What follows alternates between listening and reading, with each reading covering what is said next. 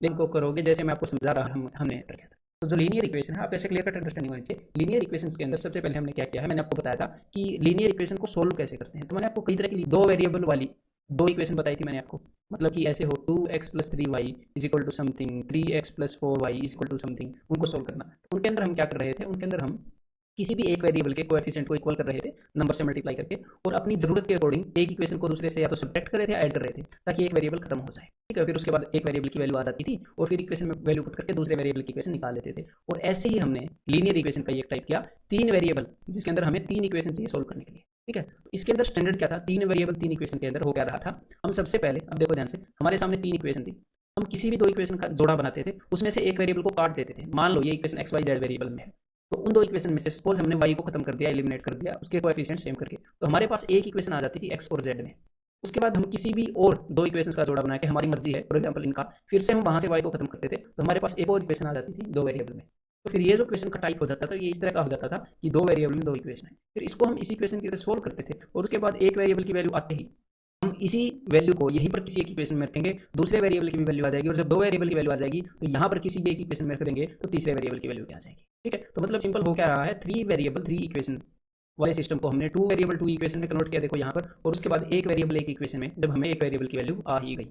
ठीक है, तो एक तो हमने ये चीज़ की थी। तो यहाँ पर मैंने आपको बताया था कि जब तीन वेरिएबल होंगे तो उनको सोल्व करने के लिए आपको डेफिनेटली तीन इक्वेशन चाहिए ही चाहिए, अदरवाइज आंसर आपका कैन नॉट से हो जाएगा। लेकिन साथ में ही हमने कुछ ऐसे क्वेश्चंस भी किए थे जहाँ पर हमें तीन वेरिएबल्स वाले क्वेश्चंस को सोल्व करने के लिए दो इक्वेशन ही चाहिए थी। ऐसे क्वेश्चन जबरदस्ती सेट किए जा सकते हैं, उनकी वैल्यूज को खुद प्लान करके सेट किया जा सकता है। तो कभी कभी एग्जामिनर उनको सेट करता है, ऐसे क्वेश्चन मैंने आपको दिखाए थे, तो उनके बारे में भी आपको सोचना चाहिए पहले, कैन नॉट से लिखने से पहले। ठीक है, अब देखते हैं भाई नेक्स्ट। तो नेक्स्ट हमने जो किया था लीनियर के अंदर, वो किया था नंबर ऑफ सॉल्यूशंस। जैसे कि मैंने आपको बताया था कि कोई भी लीनियर इक्वेशन है वो होती क्या है, वो ग्राफ के अंदर एक लाइन ही होती है। तो दो लीनियर इक्वेशंस के कितने सॉल्यूशन हैं, इसके ऊपर हमने चर्चा की। तो देखो, सबसे पहले जो लीनियर इक्वेशन है मैंने मान लिया a1x plus b1y plus c equal to zero, और दूसरी लीनियर इक्वेशन है a2x प्लस b1y और b1 नहीं b2y प्लस, इसको मैंने c1 ले लिया, इसको c2 इक्वल टू जीरो। अब मैं एक बार इनका a1 a2 x के जो कोएफिशिएंट हैं, b के जो कोएफिशिएंट हैं, और ये जो कांस्टेंट हैं, इनके ये रेशियोज लिख लेता हूँ। देखो अब ध्यान से देखो यहाँ पर, अगर देखो अब ये दो इक्वेशंस हैं, ये दो इक्वेशंस, अगर ये तीनों इक्वल हैं, अगर ये वाला केस हुआ ये पहले वाला, तो इसका मतलब जब ये तीनों इक्वल हो, डिटेल में मैंने वहां पर बताया है, तो इसका मतलब है कि भाई साहब को इंसिडेंट लाइन्स है। कोइंसिडेंट यानी कि एक लाइन के ऊपर दूसरी लिखनी पड़ी है, और कितने सॉल्यूशन हो गए, इनफाइनाइट प्लेसेस पर ये एक दूसरे को काट रहे हैं, इनफाइनाइट सॉल्यूशन। और अगर इसके अंदर यहाँ पर नॉट इक्वल टू आ गया, तो इसका मतलब है कि भाई ये पैरेलल लाइंस हैं, पैरेलल समानांतर रेखाएं। तो इंसिडेंट का मतलब है संपाती रेखाएं। तो यहाँ पर पैरेलल का मतलब है कि दो लाइनें कभी भी एक दूसरे को इंटरसेक्ट या प्रतिच्छेदित नहीं कर रही है, यानी कि यहाँ पर नो सॉल्यूशन, नो सॉल्यूशंस। ठीक है, और अगर ये यहाँ पर ऐसे हो जाए, हमें आगे के बारे में पता नहीं जो भी होगा, लेकिन ये पहले वाले दो रेशियोज इक्वल ना हो, यानी कि यहाँ पर जो लाइंस आएंगी उनका वन सॉल्यूशन है। ठीक है, वो लाइंस इंटरसेक्टिंग लाइंस होंगी, और एक सॉल्यूशन है वो एक पॉइंट पर एक दूसरे को इंटरसेक्ट कर रही है, वो इस तरह की लाइंस होंगी। ठीक है, तो ये क्लियर है। अब देखो, इसके अलावा हमने जो लीनियर इक्वेशन उसके अंदर कुछ नहीं किया था, अब मैं इसको रब करके क्वाड्रेटिक इक्वेशन पर आ रहा हूँ। ठीक है, तो चलिए अब हम क्वाड्रेटिक इक्वेशन की तरफ चलते हैं। ऐसे आपने क्या करना है, ऐसे लिखना है कि लीनियर में ये चीज थी, क्वाड्रेटिक में ये चीज थी। यहाँ पर तो मैं आपको समझा रहा हूँ, जब आप खुद को नहीं समझा रहे होगे तो ये तो आप 5 मिनट में लिख लोगे। एक चैप्टर को 5 से 7 मिनट में रिवाइज करोगे, तो कैसे एक घंटे के अंदर पूरा क्वांट टनाटन रोज रिवाइज कर लोगे आप। ठीक है, तो अब तक आपने जितने भी चैप्टर पढ़े हैं ना, तो उनको रिवाइज करना स्टार्ट कर दो मेरे भाई। You will definitely thank me अगर आप इसको आप बड़े अच्छे से यूज करोगे तो। ठीक है, बड़ी तगड़ी जबरदस्त चीज है। तो चलो भैया, मैं आपको बता देता हूँ कि क्वाड्रेटिक इक्वेशन में मैंने क्या क्या किया। तो सबसे पहले मैंने आपको क्या बताया था कि कोई भी इक्वेशन क्वाड्रेटिक इक्वेशन है ये कैसे पता चलता है। तो देखो, उसके लिए हमें दो कंडीशंस चेक करनी होती है कि जो उस इक्वेशन के अंदर जो एक्स की या जिस भी वेरिएबल में वो इक्वेशन है, वाई में, जेड में, टी में, उसकी जो हाईएस्ट पावर है, जो मैक्सिमम, जो बड़ी से बड़ी घात है, वो दो होनी चाहिए। और दूसरी, जो भी पावर्स हैं, जो भी पावर्स हैं वो सारी इंटीजर होनी चाहिए। ऐसा नहीं होनी चाहिए कि कोई पावर 2/3 है, 1/3 है। क्लियर है। तो हमने ये किया था, और फिर मैंने साथ में आपको स्टैंडर्ड फॉर्म बताई थी क्वाड्रेटिक इक्वेशन की। जनरली हम इसको ऐसे लिखते हैं, और इसी के हिसाब से सारे फॉर्मूले हम बना रहे होते हैं। ठीक है, उसके बाद मैंने आपको जो दूसरी चीज बताई थी वो ये बताई थी, ध्यान से सुनिएगा। अगर हमारे पास क्वाड्रेटिक इक्वेशन की रूट्स हैं तो हमें उससे क्वाड्रेटिक इक्वेशन बनानी आनी चाहिए, और अगर हमारे पास क्वाड्रेटिक इक्वेशन है तो उससे हमें रूट्स निकालने आनी चाहिए। अगर हमारे पास रूट्स हैं कि भाई 3 और 7, तो हमें ये पता होना चाहिए कि क्वाड्रेटिक इक्वेशन की स्टैंडर्ड फॉर्म हम एक और हिसाब से भी लिख सकते हैं, और वो गलत नहीं है। X square minus sum of roots into x plus product of roots is equal to zero, ये एक स्टैंडर्ड फॉर्म है क्वाड्रेटिक इक्वेशन की।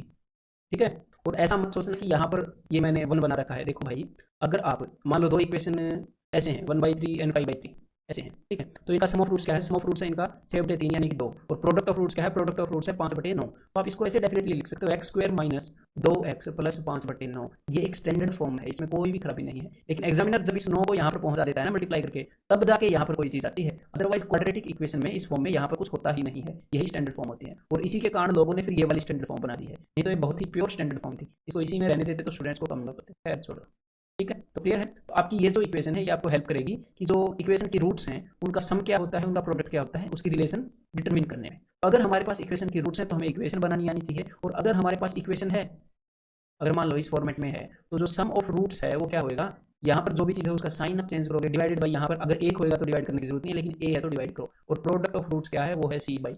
ठीक है। तो आप प्रोडक्ट को दो हिस्सों में बांट कर ऐसे दो हिस्सों में बांट सकते हो जिनका सम इसके बराबर होगा, तो आपको रूट्स मिल जाएंगे इक्वेशन से। क्लियर है। देन मैंने आपको एक और चीज बताई थी कि जब भी ये सम एंड प्रोडक्ट वाले जो क्वेश्चन है ना, ये बहुत ज्यादा आते हैं आपके एग्जाम इक्वेशन वाले के अंदर, ठीक है। तो जब भी ये सम एंड प्रोडक्ट ऑफ रूट्स वाले कंसेप्ट को एग्जामिनर यूज करता है, तो वो दो एल्जेब्रिक आइडेंटिटीज भी यूज करता है बहुत ही ज्यादा। तो उनके ऊपर स्पेशल अटेंशन देने की जरूरत है, आपके दिमाग में होनी चाहिए कि ये वाली यूज करता है, और कौन से वाली यूज करता है वो भी आपको बताई थी। वो क्या थी, एक तो ये वाली थी, ठीक है। और क्यों यूज करता है ये भी बताया था, क्योंकि जब भी वो आपको एक जो क्वाड्रेटिक इक्वेशन दे देगा, तो आप मान लो उसके रूट्स ए और बी है, तो आपके पास ये चीज हो जाती है ए बी, और सम ऑफ रूट्स दिख जाता है, इसलिए यूज करता है बेचारा एग्जामिनर, ठीक है। ए क्यूब प्लस बी क्यूब इसको भी यूज इसीलिए करता है, क्योंकि देखो इसको हम ऐसे लिख सकते हैं, तो क्योंकि उसने आपको ए प्लस बी बता दिया, ए इंटू बी बता दिया, ए प्लस बी बता दिया, तो वो ऐसा पूछ सकता है, कोई दिक्कत नहीं है, ठीक है। और इसके अलावा नेक्स्ट जो हमने पॉइंट किया था वो ये किया था, मैंने आपको ये बताया था कि कोई भी क्वाड्रेटिक इक्वेशन है जो इस फॉर्म में है, ये जो स्टैंडर्ड फॉर्म है, इसी के हिसाब से हम सारे फॉर्मूले बना रहे हैं ना, तो वो अपनी मिनिमम या फिर अपनी मैक्सिमम वैल्यू एक्स की इस वैल्यू पर अटेंड करेगी। मतलब एक्स की क्या वैल्यू रखूं कि उसकी मिनिमम या मैक्सिमम वैल्यू है, तो मिनिमम हो गया मैक्सिमम ये किसी पर डिपेंड करता है। देखो जब इक्वेशन में ऐसा होगा एक्स स्क्वायर प्लस, मैं स्टैंडर्ड फॉर्म लिख लेता हूँ, A X square plus B X plus C equal to 0। जब ये जो एक्स स्क्वायर का कोएफिशिएंट है ये पॉजिटिव हुआ, तो हमारा ग्राफ ऐसे बनता है।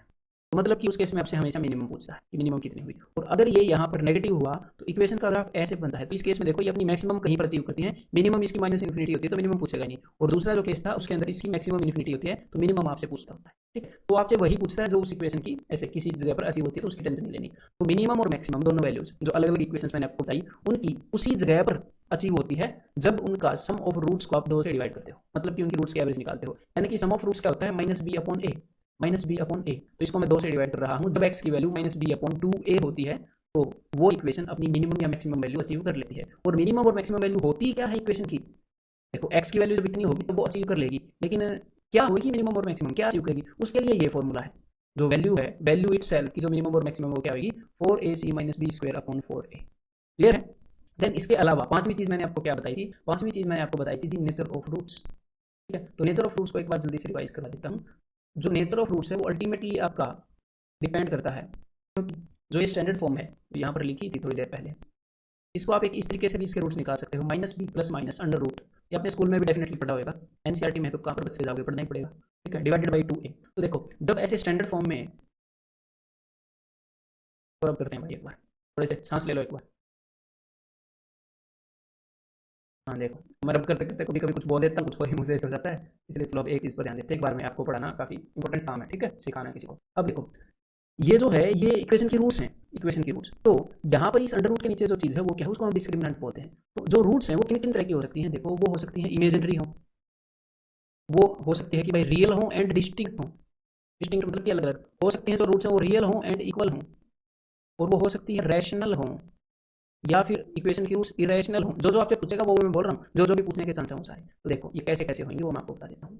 देखो भाई कोई भी चीज इमेजिनरी, कोई भी नंबर तब बनता है जब अंडर रूट के नीचे नेगेटिव आ जाता है। और अंडर रूट के नीचे यहाँ पर नेगेटिव कैसे आएगा, यहाँ पर नेगेटिव तभी आएगा जब हमने जिस चीज में से, जब हम छोटी चीज में से बड़ी घटा देंगे। इसका मतलब when b square is less than 4ac, तो नेगेटिव आ जाएगा, मतलब कि रूट्स इमेजिनरी हो जाएंगी। और जब b square will be greater than 4ac, तो रियल होंगी और डिस्टिंक्ट अलग अलग होंगी। तो अब अलग अलग यानी कि एक जगह पर इक्वल भी हो सकती है, तो इक्वल तब होंगी जब b square is equal to 4ac। अब रैशनल और इरेशनल कैसे हो सकती है, कोई भी चीज इरेशनल तब होती है जब अंडर रूट के नीचे कोई ऐसी चीज आ जाए जिसका अंडर रूट निकले ही ना, ठीक है, जिसका अंडर रूट निकले ही ना, चाहे वो इवन हो, ओड हो, प्राइम हो, कंपोजिट हो, फर्क नहीं पड़ता। अगर अंडर रूट नहीं निकला तो वो इरेशनल है, ठीक है मेरे भाई। देखो इसका मतलब अगर ये जो इस अंडर रूट के नीचे ही परफेक्ट स्क्वायर आ गया तो अंडर रूट निकल जाएगा, अगर नहीं आया तो नहीं निकलेगा। तो अगर अपना डिस्क्रिमिनांट मतलब कि b square minus 4ac perfect square है तो रूट्स विल बी रैशनल, अगर discriminant not a perfect square है तो इरेशनल हो जाएंगे। क्लियर है, ये सिंपल सी बात है। और एक और चीज मैंने आपको बताई थी नेचर ऑफ रूट्स के बारे में, मैं इसको रन कर रहा हूँ। क्या चीज बताई थी कि भाई रूट्स का साइन डिटेक्ट करना, तो देखो उसको भी मैं अभी डिटेल में आपको बता देता हूँ। देखो उसको हम कैसे डिटेक्ट करेंगे, उसको हम डिटेक्ट करेंगे sum of roots and product of roots से। तो देखो यहाँ पर मैं सारी पॉसिबल वैल्यूज लिख लेता हूँ। सम ऑफ फ्रूट्स पॉजिटिव हो सकता है ना, तो हो सकता है प्रोडक्ट ऑफ फ्रूट्स भी पॉजिटिव हो या फिर वो नेगेटिव हो। सम ऑफ फ्रूट्स नेगेटिव होगा तो हो सकता है वो पॉजिटिव हो या फिर वो भी नेगेटिव हो। तो ये चार ही केस हो सकते हैं। तो अपनी बात को ध्यान से सुनिएगा, ठीक है। इस केस के अंदर जब सम ऑफ फ्रूट्स भी पॉजिटिव है, प्रोडक्ट ऑफ फ्रूट्स भी पॉजिटिव है, तो इसका मतलब दोनों रूट्स पॉजिटिव है। रटना नहीं है मेरे भाई, कहीं रट के बैठ जाओ, समझा रहा हूँ, ठीक है। रटवाने का मेरा मन नहीं करता और आपको भी रटना नहीं चाहिए, नहीं तो फिर सिलेक्शन नहीं होगा। भाई दो वैल्यूज का प्रोडक्ट पॉजिटिव है, मतलब या तो दोनों पॉजिटिव है या दोनों नेगेटिव है, तो दोनों नेगेटिव है। लेकिन उनका सम भी पॉजिटिव है तो दोनों नेगेटिव तो हो नहीं सकती। तो समझो इनको। अब दो चीजें हैं, दो वैल्यूज हैं जिनका प्रोडक्ट नेगेटिव है। देखो प्रोडक्ट ऑफ फ्रूट्स ये है, नेगेटिव है तो इसका मतलब एक नेगेटिव है पक्का। और दोनों का सम पॉजिटिव है, इसका मतलब जो बड़ी वाली है ना, जो जो बड़ी वाली है वो पॉजिटिव और छोटी वाली नेगेटिव है, ठीक है। तो पॉजिटिव है, एक नेगेटिव है। अब इस वाले केस को देखो, दो प्रोडक्ट है वो पॉजिटिव है, यानी कि या तो दोनों पॉजिटिव होंगी या दोनों नेगेटिव होंगी। लेकिन सम नेगेटिव है तो भाई दोनों पॉजिटिव तो हो नहीं सकती, इसका मतलब दोनों नेगेटिव ही है। तो इसको समझो चीजों को। अब देखो यहाँ पर जो प्रोडक्ट है, सबसे पहले प्रोडक्ट को देखा करो, उससे सबसे पहले अंदाजा लगता है कि प्रोडक्ट नेगेटिव है, यानी कि एक नेगेटिव है और एक पॉजिटिव है, ठीक है। लेकिन सम नेगेटिव है तो मतलब कि जो बड़ी वाली है वो नेगेटिव और छोटी वाली पॉजिटिव है। देखो क्लियर है, हमें साइंस का पता चल रहा है इजीली कि कौन सा साइन क्या है। इसके अलावा छठी चीज मैंने आपको एक और बताई थी कि जो भी इरेशनल रूट्स हैं और जो भी इमेजिनरी रूट्स हैं, इमेजिनरी सिलेबस से बाहर है तो सिर्फ इरेशनल का सुन लो, कि जो भी इरेशनल रूट्स होते हैं किसी भी क्वाड्रेटिक इक्वेशन की, वो हमेशा कॉन्जुगेट पेयर्स में होकर करती है। मतलब कि अगर एक रूट ए प्लस रूट भी होगी तो दूसरी रूट पक्का ए माइनस रूट भी होगी। अगर किसी भी क्वाड्रेटिक इक्वेशन की एक रूट 3 + रूट 2 है तो दूसरी पक्का 3 - रूट 2 होगी। ये ना हो ये इम्पॉसिबल है, पक्का होगी ही होगी। अगर एक रूट 1 + रूट 7 है तो दूसरी 1 - रूट 7 होगी। समझ गए? तो बस यही सारे कंसेप्ट है और आगे से ऐसे ही आपने रोज इनको रिवाइज करना है, ठीक है। लगे रहो।